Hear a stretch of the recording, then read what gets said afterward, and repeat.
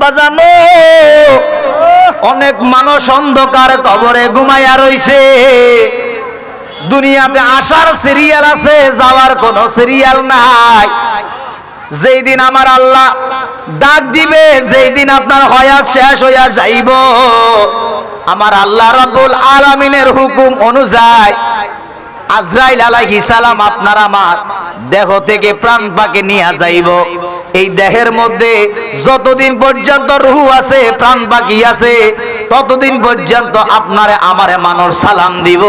প্রাণ বাকি যেই দিন চলিয়া যাইব, রূহ যেদিন চলিয়া যাইব, আপনার আমার আর কোনো এই দুনিয়ার মধ্যে আর কোনো দাম থাকবে না। রূহ আছে তো দাম আছে, রূহ নাই তো দাম নাই। কথা বলেন ঠিক নেই? আমার নবীর শ্রেষ্ঠ সাহাবী প্রধান খলিফা সাইয়েদনা হযরত আবু বকর সিদ্দিক রাদিয়াল্লাহু তাআলা আনহু। আবু বকর সিদ্দিক আমার নবীরে কেমন ভালোবাসতেন, মহব্বত করতেন, ইজ্জত করতেন, সম্মান করতেন।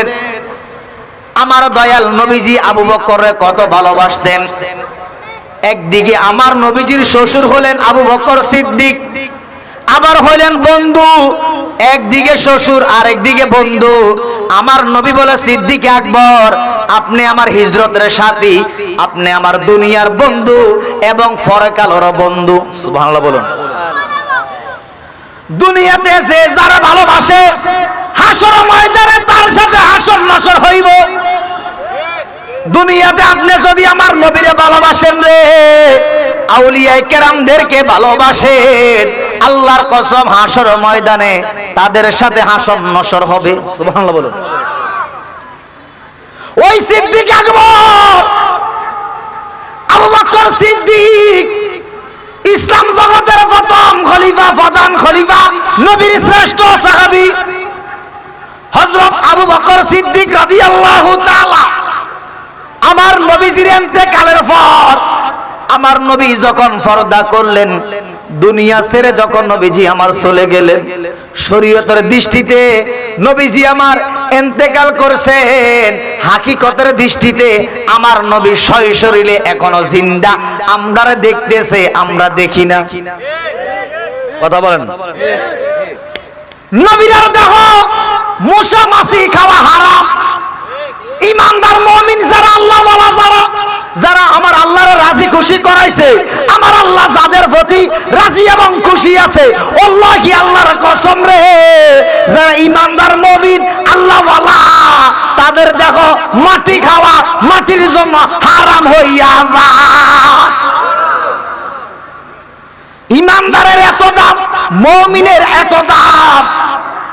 আমার নবীরে হারাইয়া সাহাবায়ে কেরাম পাগল হইয়া গেছে। নবীরে হারাইয়া সাহাবায়ে কেরাম কান্দে। খানা ভালো লাগে না, চলাফেরা ভালো লাগে না, সংসার ধর্ম ভালো লাগে না। যে যারা ভালোবাসে, যে যারা মহব্বত করে, ইজ্জত করে, সম্মান করে, যার সাথে যার ভালো সম্পর্ক, দেখবেন ওই বন্ধুটা, ওই ব্যক্তিটা প্রিয় ব্যক্তিরে ছাড়া চলতে পারে না, প্রিয় ব্যক্তিরে ছাড়া খাইতে পারে না। রাইতের 2টা বাজে ফোন দেয়, 10টা বাজে ফোন দেয়, বিপদে পড়লে ফোন দেয়, বন্ধু কই, তোর ছাড়া চা খাইতাম না, তোর ছাড়া ভাত খাইতাম না, যদি হয় মনের মতো বন্ধু। কথা বলেন। গভীর মনোযোগ দেন বাজান। তাহলে প্রেম কি? সাহাবায়ে কেরাম কিভাবে নবীরে ভালোবাসেন বুঝতে পারবেন যে আমরা ওনাদের পায়ের জুতার ধুলির কণা পর্যন্ত আমরা হতে পারি নাই। সাহাবায়ে কেরামের ওই আবু বকর সিদ্দিক আমার নবীরে হারাইয়া পাগল হইয়া গেছে রে। এই পাগল আর ওই পাগল না। কিছু পাগল আছে দুনিয়ার পাগল, আর কিছু আছে আল্লাহ এবং রাসূলের পাগল। দুনিয়ার দম দৌলত কিছু চায় না, চায় আল্লাহ এবং রাসূল রে। ঠিক নিও বাজান। আমরা কি নবীর পাগল না দুনিয়ার পাগল? আবু বকর সিদ্দিক প্রতিদিন আশার নামাজের পরে নিজের ঘরের মধ্যে শুইয়া শুইয়া কান্দে। কিসের জন্য কান্দে? আমার নবীর হারাইয়া কান্দে। নবী আমার দুনিয়া থেকে চলিয়া গেছে রে। নবীরে হারাইয়া আবু বকর সিদ্দিক কান্দে।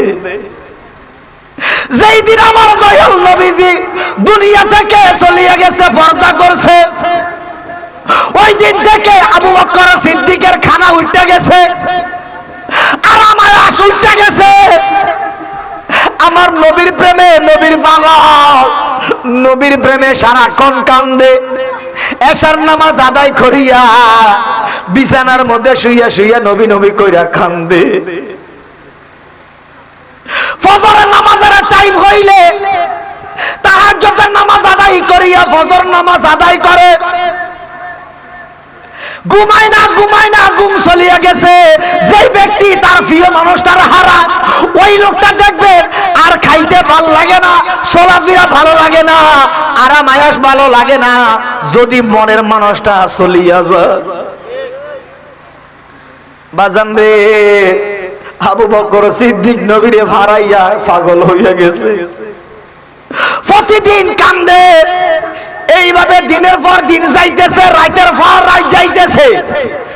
আজকে আবু বকর সিদ্দিক অন্যান্য দিনের মতো এশার নামাজ মসজিদে নববী থেকে আদায় করিয়া নিজের ঘরের মধ্যে আসিয়া বিছানার মধ্যে বালিশের মধ্যে মাথা লাগাইয়া কান্দে।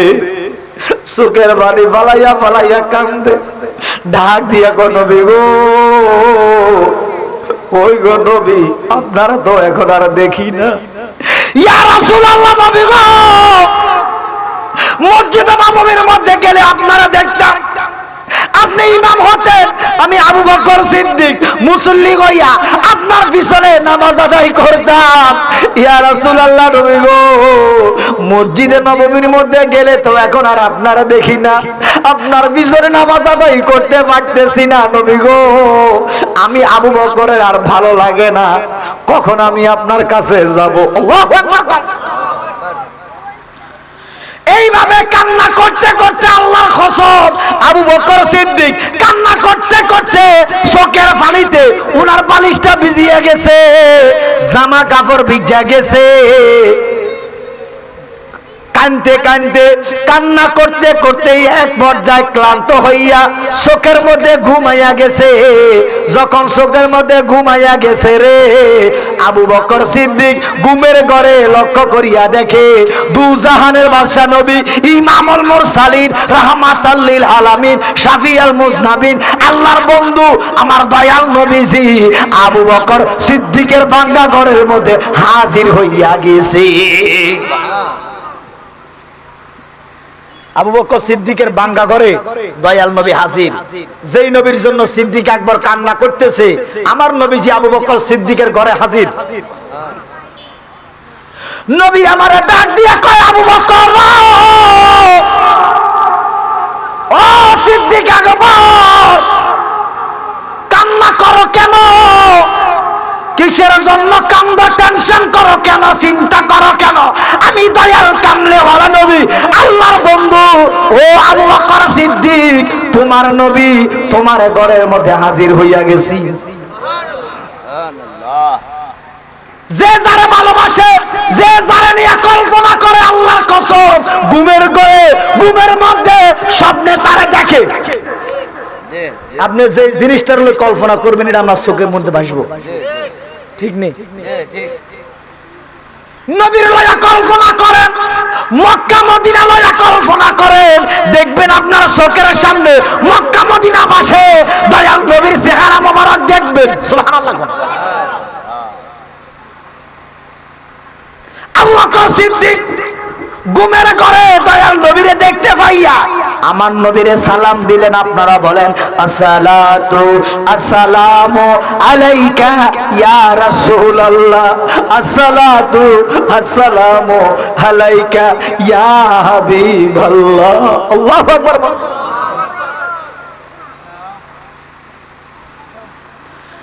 আমার দয়াল নবী ডাক দিয়ে কয়, সিদ্দিক আকবর রে, ও আবু বকর সিদ্দিক, তুমি বিছনার মধ্যে একা একা ঘুমাইতেছ, আমি দয়াল কামলি ওয়ালা নবী রওজা মুবারকের মধ্যে শুয়ে রইছি, ও আবু বকর সিদ্দিক, আমার একা একা ভালো লাগে না, আপনি না আমার দুনিয়ার বন্ধু আখিরাতের বন্ধু। আবু বকর সিদ্দিক, আপনারে আমি দয়াল নবী দাওয়াত দিয়া গেলাম, কবরে আসার জন্য আমি দাওয়াত দিয়া গেলাম। আপনাকে আমি কবরে দাওয়াত দিয়া গেলাম, আমি দয়াল নবীজির ভালো লাগে না আপনাকে ছাড়া, আপনি আবু বকর সিদ্দিক আমার কাছে চলে আসেন না। মানে আমার নবীজি এই কথা বলা মানে আবু বকর সিদ্দিকের হায়াত শেষ, হায়াত শেষ বিদায় আমার দয়াল নবীজি আবু বকরকে দাওয়াত দিলেন। সুবহানাল্লাহ বলুন না। নবীজি আমার আবু বকর সিদ্দিককে দাওয়াত দিয়া নবী আমার চলে গেলেন। চক্ষু মেলিয়ে দেখে নবী নাই, ডাইনে তাকায় দয়াল নবী নাই, বামে তাকায় দয়াল নবী নাই, সামনে তাকায় দয়াল নবী নাই, পিছনে তাকায় দয়াল নবী নাই, নাই নাই আমার দয়াল নবী নাই। ঘুম থেকে উঠতে ওযু দাস করিয়া মসজিদে নববীর মধ্যে গেলেন নামাজ আদায় করার জন্য। আবু বকর সিদ্দিক মসজিদে নববীর মধ্যে যাইয়া ফজর নামাজ জামাতের সহিত আদায় করিয়া ডাইনে বামে সালাম ফিরাইয়া নবীর সাহাবাই কেরামদেরকে লইয়া বসে বসে চোখের পানি ফালাইয়া কান্দে। বাজান, আপনারা কি রাগ করছেন নি? বাজান, রাগ করছেন নি? 10টা মিনিট সময় দেন যাবেনি বাজান, 10 মিনিট সময় দেন যাবেনি। আমরা আল্লাহ দোহাই দিলাম একটু সামনে চলিয়ে গেন। আমি আপনাকে ছেলের মতো ভাইয়ের মতো আল্লাহ দোহাই দিলাম, সামনে চলিয়ে গেন। বাজান, কারো জীবনের শেষ মাহফিল হয়ে গেল, কারো জন্য জীবনের শেষ মুনাজাত, কারো জন্য আজকে নবীর শেষ শান, নবীর সম্মান শোনা কারোর জন্য জীবনের শেষ হয়ে যেতে পারে। হয়তো আপনার আমার জীবনের এই মাহফিলটা নাজাতের একটা ব্যবস্থা হয়ে যাবে। এখানে নাচ গান হচ্ছে না, আল্লাহ এবং রাসূলের শান হচ্ছে। এখানে কাউকে নিয়ে টিটকারি মস্কারি হচ্ছে না, এখানে কারো গীবত হচ্ছে না, এখানে হচ্ছে আমার দয়াল নবীর শান, হচ্ছে সাহাবায়ে কেরামের শান, হচ্ছে আমার মাওলার শান। একবার বলো না সুবহানাল্লাহ। যারা পিছনে এখনো বসে আছেন, আল্লাহ দোহাইয়ের উপরে পৃথিবীতে আর কোনো দোহাই নাই। আপনাকে আল্লাহ দোহাই দিলাম, সামনে চলে আসেন। আল্লাহ দোহাই দিলাম, সামনে চলে আসেন। যারা পিছনে আছেন সামনে চলে আসেন, খালি জায়গাটাই পূরণ করেন। আমি আর 10টা মিনিট আপনাদের খেদমতে আছি, এরপর আমি বিদায় নিয়ে চলে যাব। আল্লাহুম্মা সাল্লি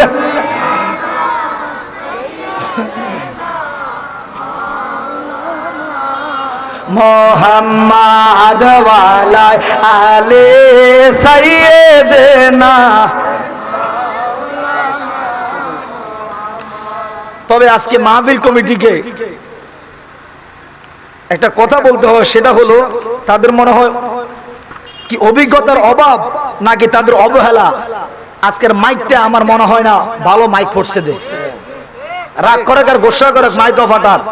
আমি যে কথা কই আল্লাহর কসম, আমি নিজের যত শক্তি আছে শক্তি সবটা ক্ষয় করিয়া লাইছি। আমি যে কথা কই আমার জানটা বাড়াই যেতে গেছে। এত বড় একটা আয়োজন, মুফতি গিয়াসউদ্দিন তাহিরির একটা মাহফিলের মাইক থাকবো অন্তত এক হাত দূরে মাইক থাকবো, যেন কথা কইলে বারুদের মতন দৌড় দেয়। ঠিক নেই? এ বেটা করে কেটে দিত না নিশ্চয়ই, বেটা কোনো অবহেলা আছে। আমি যখন আসছি, উনি যখন ওয়াজ কর, তখন থেকে দেখলাম মাইক সুবিধার না। তো ভবিষ্যতে মাহফিল কমিটিরে বলবো 10 টাকা বেশি খরচ হইলো, ভালো মাইক আনবেন, এতে করে বক্তা আলোচনা করে শান্তি পায়। যারা বাহিরে আছে মা বোনেরা, ওনারাও সুন্দরভাবে আলোচনাটা শুনতে পারে। এই যে এতগুলো কথা হচ্ছে, আপনি সব আমল করার দরকার নাই। হাদিস শরীফে আছে আখলিস দীনাকা ইয়াকফিকাল আমালুল কলিল, তোমার ঈমানকে খাঁটি করো, অল্প আমলই নাজাতের জন্য যথেষ্ট হবে। পাহাড় পরিমাণ নেক আমলের প্রয়োজন নাই। আমল যদি করেন, করার মতো অল্প আমল করেন, এটার উসিলায় আল্লাহ বেরাফার করে দিবে। সারা রাত নফল নামাজ পড়ার দরকার নাই, 2 রাকাত নফল নামাজ পড়েন আল্লাহ সন্তুষ্টির জন্য। আল্লাহ যদি 2 রাকাতের প্রতি রাজি খুশি থাকে, আল্লাহ চাইলে 100 রাকাত নফলের সওয়াব দিতে পারে। কথা বল, বেশি আমলের দরকার নাই, করার মতো। রাস্তা দিয়ে যাচ্ছেন, একটা কলা সুলকা ফলে আছে, এরকম আছে না? কলা সুলকা ফলে আছে।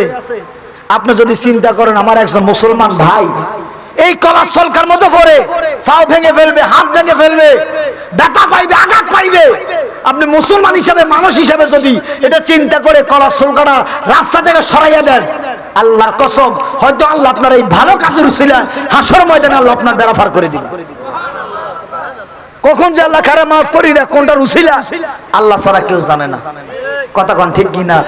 তোমাকে শফিতে মনে চায় ও গো নবীজি, তোমাকে শফিতে মনে চায়, তোমাকে শফিতে মনে চায় গো নবীজি, তোমারই নামে শুধুই গুন গুন গায়, তোমাকে শফিতে মনে চায় গো নবীজি, তোমারই নামে শুধুই গুন গুন গায়। আল্লাহু আকবার কর।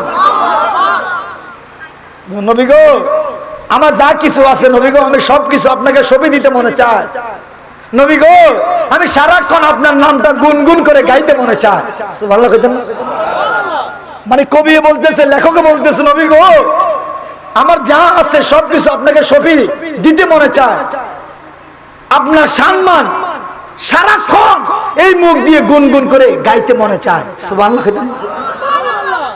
আবু বকর সিদ্দিক মনে আছে, মসজিদে নববীর মধ্যে গেলেন, যাইয়া ফজর নামাজ আদায় করলেন, ডাইনে বামে সালাম ফিরাইয়া, ডাইনে বামে সালাম ফিরাইয়া আবু বকর সিদ্দিক আমার নবীর সাহাবায়ে কেরামকে নিয়ে বসলেন। উপস্থিত আছেন হযরত ওমর, উসমান, আলী, নবীজির অসংখ্য বিশিষ্ট সাহাবায়ে কেরাম উপস্থিত আছেন। আবু বকর সিদ্দিক আজকে কারোর সাথে কথা বলে না, চোখের পানি ফালাইয়া ফালাইয়া কান্দে। বাজারে মসজিদে নববীর মধ্যে আবু বকর কান্দে। আবু বকর সিদ্দিকের কান্নার কারণে আমার দয়াল কামলিওয়ালা নবীর যত সাহাবায়ে কেরাম আছে সবাই কাঁদতে কাঁদতে পেরেশান হইয়া গেছে। আল্লাহু আকবার কর।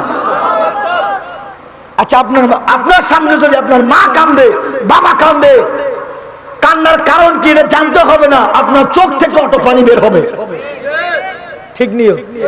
আবার অনেক সময় মা বাবার সামনে যদি সন্তান কান্দে, কিসের জন্য কান্দে এটা পরের বিষয়, মা বাবার সামনে সন্তান কান্দলে দেখবেন মা বাবার চোখ থেকে পানি বের হয়ে যায়।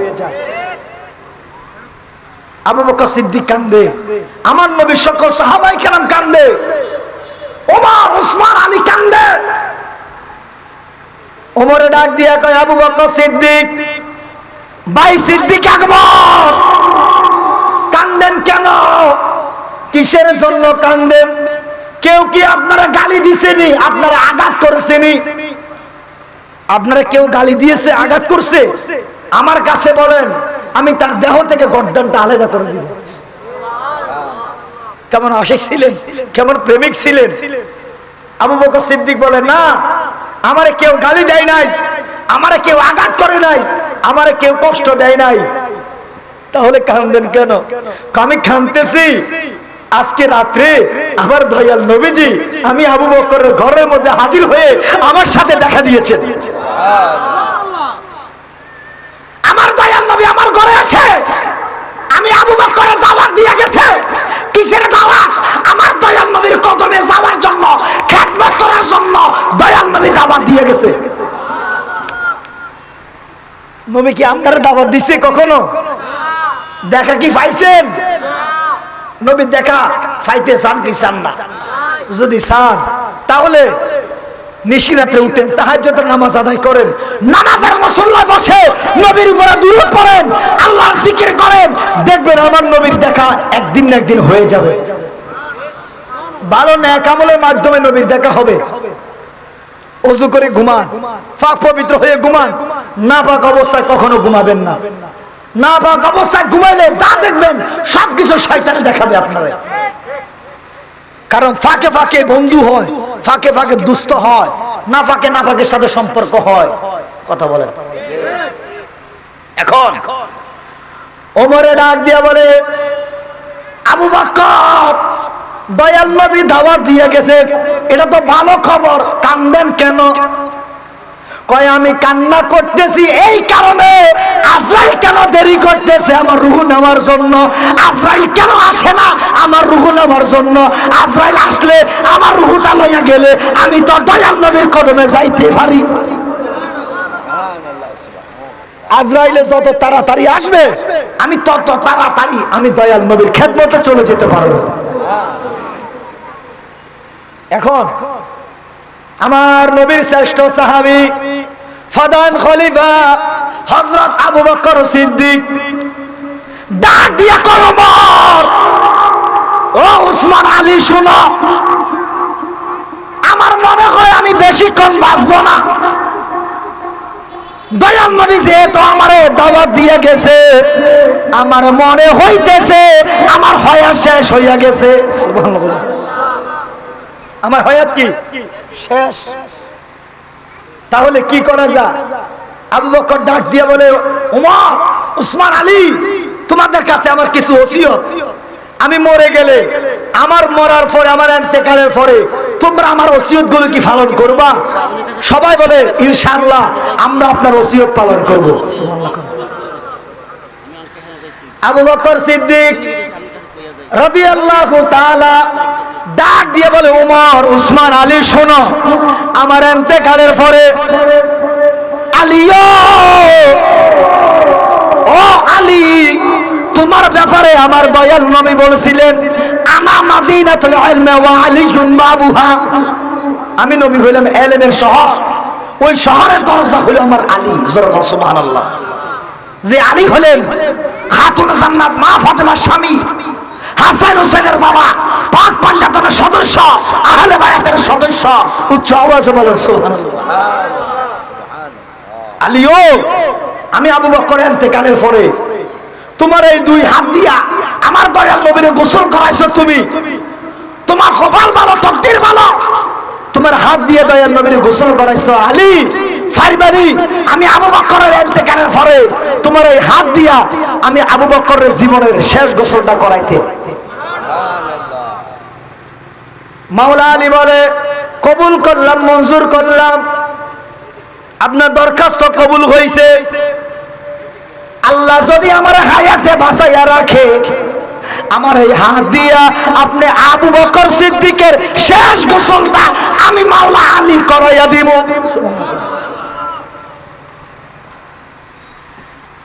সিদ্দিক আকবর ডাক দিয়া কয়, উসমান, আমার দ্বিতীয় নাম্বার ওসিয়ত, আমি আবু বকরের ইন্তেকালের পরে, আমি আবু বকর সিদ্দিকের ইন্তেকালের পরে তুমি উসমানের হাত দিয়া আমি আবু বকরের জীবনের শেষ কাপড়ের কাপড়টা ফরাইয়া দিও। সুবহানাল্লাহ। আমার ইন্তেকালের পরে তোমার এই হাত দিয়া আমার কাফনের কাপড়টা, জীবনের শেষ কাপড়, আর পরা হবে না, এই শেষ কাফনের কাপড়টা, শেষ কাপড়টা তোমার এই হাত দিয়া, যাকে আমার দয়াল নবী বলছেন জুন নুরাইন, দুই নূরের মালিক, দুই নূরের অধিকারী। জোরে বলুন সুবহানাল্লাহ। নবীজির দুইটা কন্যা বিবাহ করার কারণে নবীজি বলছেন জুন নুরাইন, দুইটা নূরের মালিক, দুই নূরের অধিকারী, তোমার এই হাত দিয়া আমার কাফনের কাপড়টা ফরাইয়া দিও। সুবহানাল্লাহ। আমার তৃতীয় নাম্বার ওসিয়ত, উসমান, আলী, ওমর, আমার তৃতীয় নাম্বার ওসিয়ত ওমরের কাছে, ওমর, আমি আবু বকরের ইন্তেকালের পরে তুমি নিজে আমার জানাজার ইমাম হয়ে আমার জানাজার নামাজটা ফরাইয়া দিও। আলী কাফনে কাফর, আলী গোসল করাইবা, উসমান কাফনে কাফর ফরাইবা, ওমর তুমি জীবনে আমার শেষ নামাজ না, তুমি নিজে ইমাম হয়ে বাকিরা মুসল্লি হয়ে তুমি আমার নামাজের ইমামতিটা করবে। উচ্চ আওয়াজে বলুন সুবহানাল্লাহ। ওসিয়ত গুলো কি ভালো না খারাপ? এইরকম ওসিয়ত যদি, ভালো কোনো ওসিয়ত যদি দুনিয়াবাসী কেউ আপনার কাছে করে যায়, আপনার কর্তব্য, দায়িত্ব হলো, ইমানি দায়িত্ব হলো তার ওসিয়ত গুলো যদি শরীয়ত সম্মত হয় তাহলে অবশ্যই পালন করা, যদি আপনার সাধ্যের ভিতরে থাকে।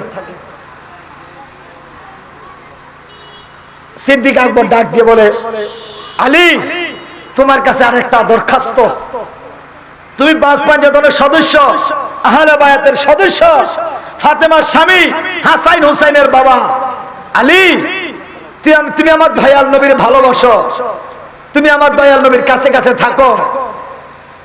আলী রে, আমি আবু বকর ইন্তেকালের পরে আমার জন্য মক্কা মদিনার কোথাও কবর খুলিও না, আমার লাশটারে গোসল করাইয়া কাপড়ে কাপড় পরাইয়া জানাজার নামাজ শেষ করিয়া আমার লাশটারে আমার দয়াল নবীজির নূরানী কদমের কাছে রেখে আমি আবু বকর সিদ্দিকের পক্ষ থেকে আমার দয়াল নবীর সালাম জানাইও।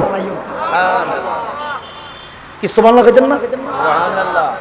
আমার পক্ষ থেকে আমি আবু বকরের পক্ষ থেকে আমার দয়াল নবীর সালাম দিও। আর আমার দয়াল নবীর কাছে দরখাস্ত করো, নবী গো, আপনার আবু বকর সিদ্দিক আপনার বন্ধু, আবু বকরের কোন জায়গার মধ্যে শোয়াইতাম, কোন জায়গার মধ্যে কবর খুলতাম, কোন জায়গার মধ্যে কবর দিতাম। মদিনার নবী আল্লাহর বন্ধু আমার দয়াল নবীজি রওজা মুবারক থেকে যে ডিসিশন দিবে ওই অনুযায়ী আমি আবু বকরের লাশটা ওই জায়গার মধ্যে শোয়াইও, ওই জায়গার মধ্যে মাটি দিও।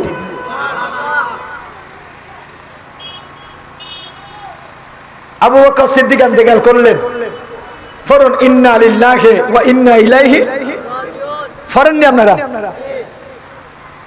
মাওলা আলী ওসিয়ত অনুযায়ী গোসল করাইলেন, উসমান ওসিয়ত অনুযায়ী কাফনে কাফড় পরাইলেন, হযরত ওমর ওসিয়ত অনুযায়ী জানাজার নামাজের ইমাম হয়ে নামাজ শেষ করলেন। সুবহানাল্লাহ। এবার লাশটারে খাটে লইয়া আবু বকরের লাশটারে খাটে লইয়া সাহাবাই কেরাম লাশটারে লইয়া নবীজির রওজা মুবারকের কাছে যাইতেছে। নবীজির ফা মুবারকটা যেই জায়গাতে, ওই জায়গার মধ্যে আবু বকর সিদ্দিকের লাশটা, মানে আবু বকর সিদ্দিকের মাথাটা নবীজির কদমের কাছে রাখছে। সুবহানাল্লাহ। নবীর আমার নবীজির ৭৭ নম্বর খলিফা মাওলা আলী আমার দয়াল নবীর কাছে দরখাস্ত জানাইলেন, আসসালাতু ওয়াসসালামু আলাইকা ইয়া রাসূলুল্লাহ, আসসালাতু ওয়াসসালামু আলাইকা ইয়া হাবিবাল্লাহ। নবী গো, আপনার আবু বকর সিদ্দিক আপনার সালাম দিছে। কে সালাম দিছে? কে দিছে? আবু বকর সিদ্দিক সালাম জানাইছে। নবী গো,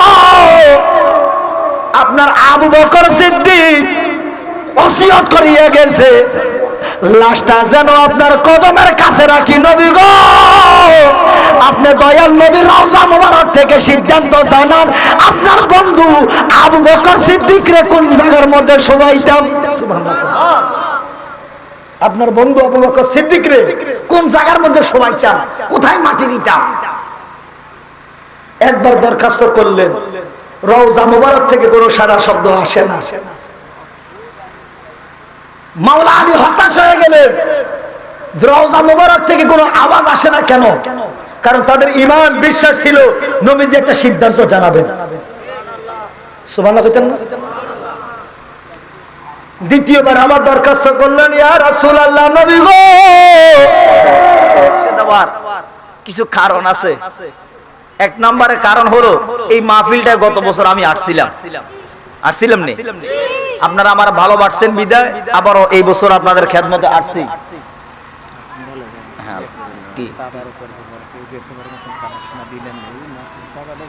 আচ্ছা ঠিক আছে, অসুবিধা না, ধৈর্য ধরে। আহারে খানাটা না খাইয়ে কেন আইছি, আর কথা কইয়েন, একটু দূরে শরীফ পড়েন, আল্লাহুম্মা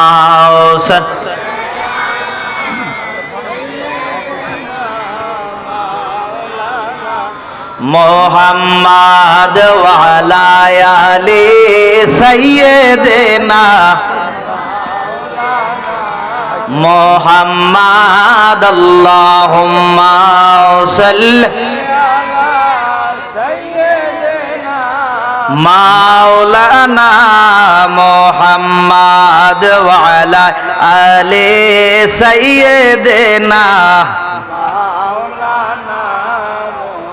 আমার বাজান, আমার আল্লাহ রাব্বুল আলামিন কোরআন শরীফের মধ্যে বলেন, বিসমিল্লাহির রহমানির রহিম, কুল্লু নাফসিন যায়িকাতুল মাউত, সমস্ত প্রাণী একদিন মৃত্যুর স্বাদ গ্রহণ করতে হবে।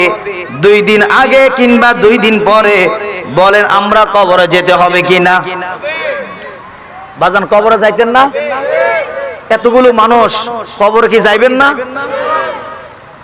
কারো বাবা, কারো ভাই, কারো দাদা,